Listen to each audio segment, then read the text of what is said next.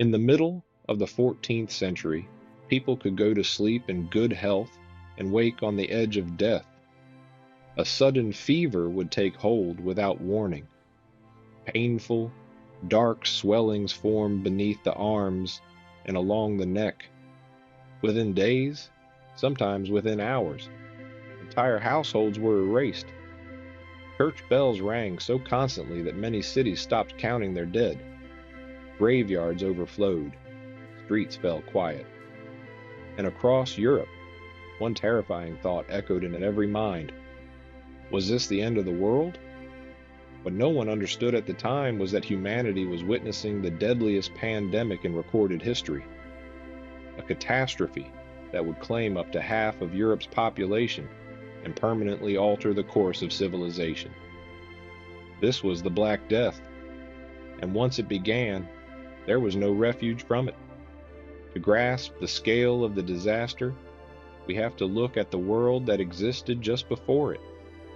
The early 14th century was not an age of decay, as it is often imagined. It was the height of the High Middle Ages, a period of expansion, prosperity, and confidence.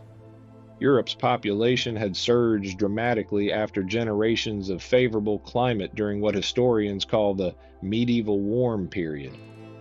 Harvests were strong, trade was booming, cities were swelling beyond their old Roman walls. Paris, Florence, Venice, and London pulsed with life, crowded, vibrant, and restless. Towering Gothic cathedrals rose toward the heavens, monuments to faith and engineering ambition. Society felt stable, even destined for continued growth. More importantly, the known world was deeply connected. Trade routes stretched from the Mediterranean to East Asia. Under the security of the Mongol Empire, the Pax Mongolica, merchants could move goods across continents with unprecedented speed. Silk, spices, gold, and ideas flowed along these arteries of commerce. It was a medieval world system, prosperous, mobile, and interlinked. But that interconnectedness carried a hidden danger. The same networks that delivered wealth were about to deliver devastation.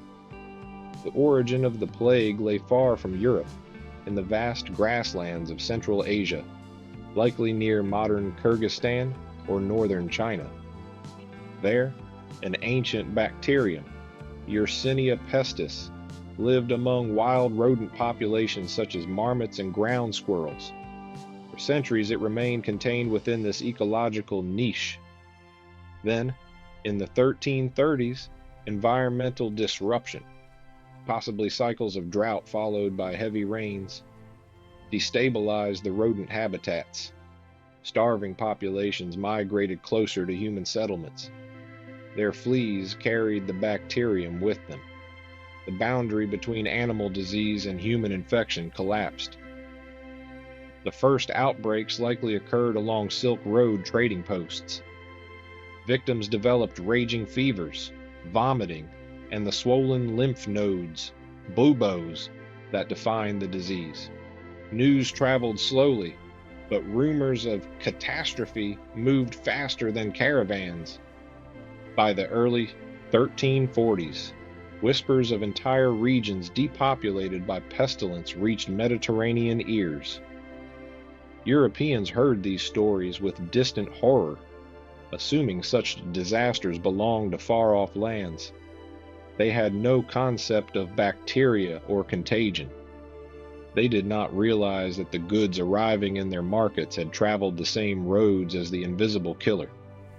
The turning point came on the Crimean Peninsula, in the fortified port city of Kaffa, a wealthy Genoese Torgov trading colony linking Asian land routes to Mediterranean sea lanes. In 1346, Kaffa was besieged by the army of the Golden Horde under Khan Jani Beg. As the siege dragged on, plague erupted within the Mongol camps. Soldiers died in staggering numbers, their bodies blackened by gangrene.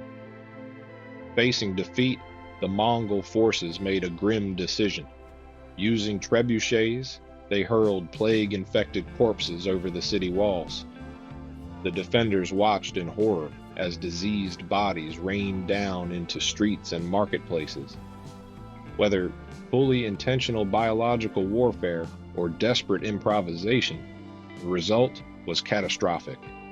Infection entered the city. Panic followed. Genoese merchants fled by ship, carrying refugees and infected rats and fleas with them. Their escape turned into a maritime chain reaction of death. The ships sailed through Constantinople and into the Mediterranean, docking at major ports. Each stop became a new outbreak.